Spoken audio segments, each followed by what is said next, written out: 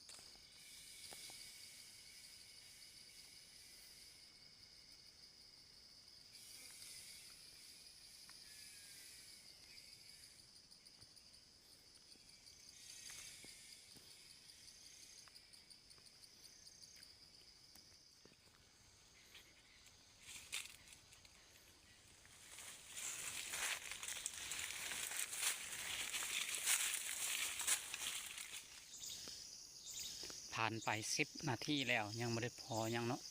ทุกคนฟังเสียงพาห้องนะ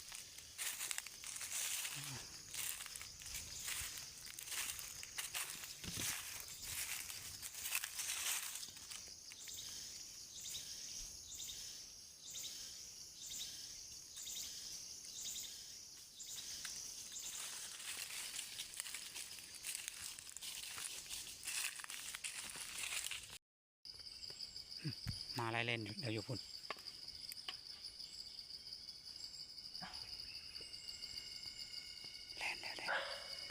ไล่เล่นแล้วทุกคน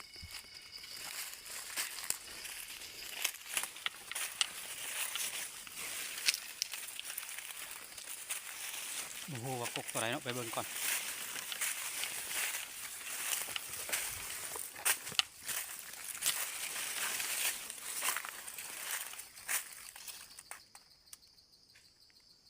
โอ้กกใหญ่สมควรเนาะ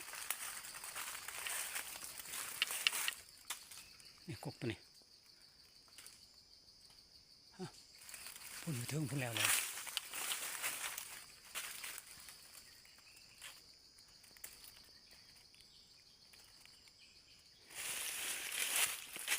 นี่เป็นกกตัวนี้เนาะทุกคนที่แลนขึ้นอยู่เทิงพุ่นแหละแต่มีเครือขึ้นสบาย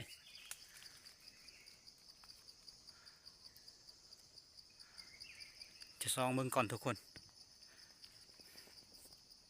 ซองบ่เห็นเนาะอยู่เทิงทุกคนวันนี้เฮาสิขึ้นไปเบิ่งก่อนขึ้นเครือตัวนี้เนาะขึ้นไปนำเบิ่งก่อนทุกคนเอาเป็นกำลังใจให้เด้อต้นก่อนแล้วเนาะทุกคนต้นประทันได้คล้องซ้ำต้นตะกกตัวนี้ได้ปลายตัวนี้เป็นปลายซึ่งนี่ตัวนี้นี่ต้นใส่ประทันได้คล้องซ้ำแล้วแต่มันค้างอยู่ในนี่นี่เห็นบ่นี่ตัวเล่นได้นี่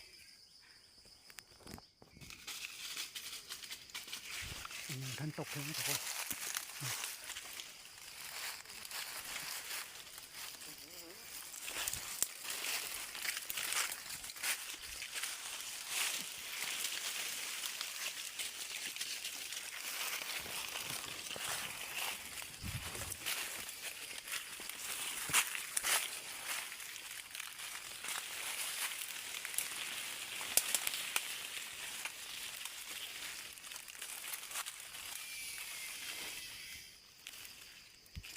นี่จะถึง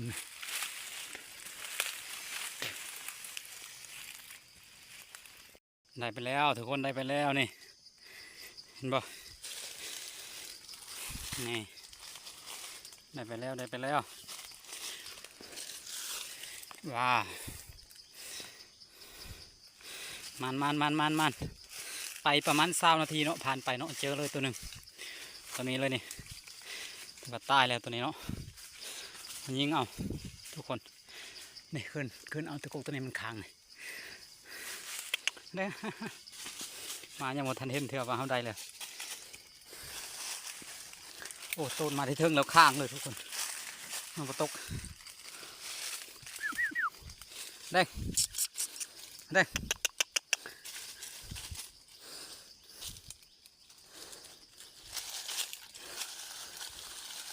หนาวแล้ว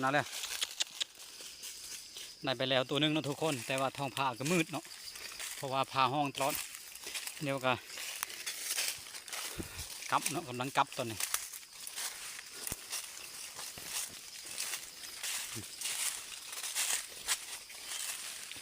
นี่หัวข้าเจ้าเนาะทุกคนน้ำมันจับเนี่ยข้าเจ้านิ่งไว้เนี่ยได้ไปแล้วตัวหนึง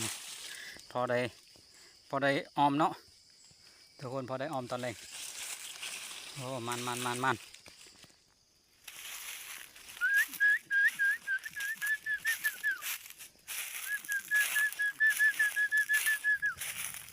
เออเออเออเออเออ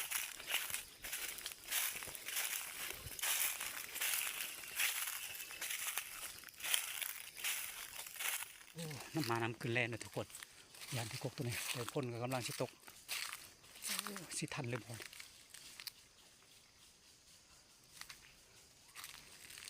เห็นกกตัวใหญ่นี่เลย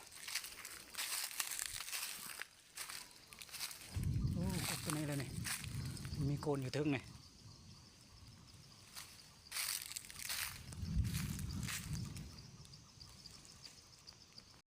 ในนอนตรงเมนกกตัวนี้เลยนี่ปุ๊บแลนปุ๊บพ่นสิตกเนาะสิคือสิเมนปุ๊บขึ้นเลยตอนนี้มากำลังนำอยู่พุ่น